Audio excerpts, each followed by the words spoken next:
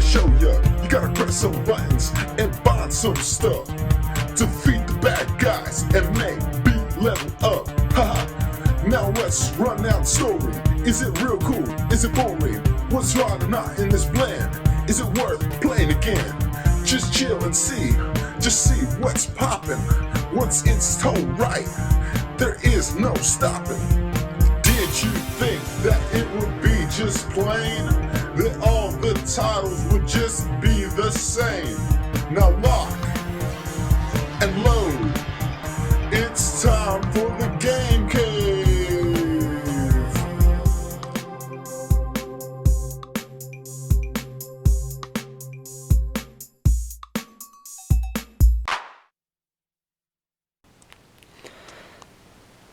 Hello, welcome to the Game Cave.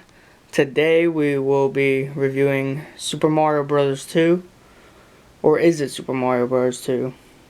Well, as everybody knows, I'm not going to bore everybody with the long history. Super Mario Bros. 2 was originally thought to be too hard, so it wasn't released to America. So for the demand of a Mario sequel, we got this game, which is also known in Japan as Doki Doki Panic. A lot of people bash this game because of that reason alone, and my personal opinion is it shouldn't matter if it's a clone of another game or not. If you're gonna bash it, it should be personally on the gameplay. So let's check this out and see exactly how the gameplay is.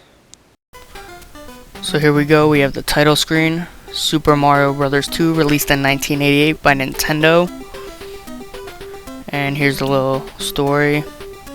When Mario opened the door after climbing a long stair in his dream, another world spread before him, and he spread a voice call before him, whatever. After awakening, Mario went to a cave nearby, and to his surprise, he saw exactly what he saw in his dream. Okay, so it's saying he woke up. Keep that in mind for the end of the game. As you can see, this is saying just Mario in the story, but you can choose between 4 characters: Mario, Luigi, Toad, and Princess Toadstool. In this review, I will be going over 3 of them, not Toad, because honestly, he sucks. And all of the characters have basically special abilities, not super moves or anything, but Mario, he's the regular, average character. And as you see, you jump on an enemy, you don't defeat him or kill him. You can ride them, pick them up, throw them at other enemies. Also pick up vegetables on the ground, throw them at enemies. Climb up vines and get these little glasses, and you create a door to subspace.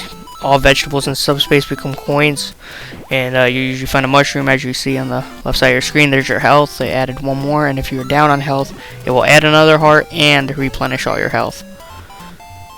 And here's a POW box, and use this, and every enemy on the screen is destroyed. As you see, those tons on the top aren't destroyed because they weren't on the screen at the time. At the end of every level of the 3 levels of the world, you'll face a Birdo. This is Birdo's debut in Nintendo.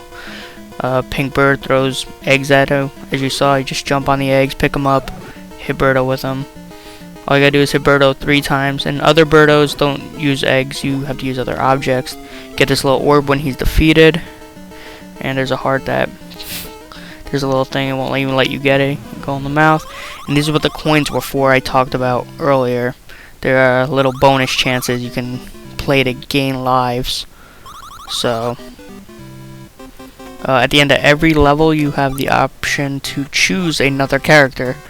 This time I'm going to choose Luigi.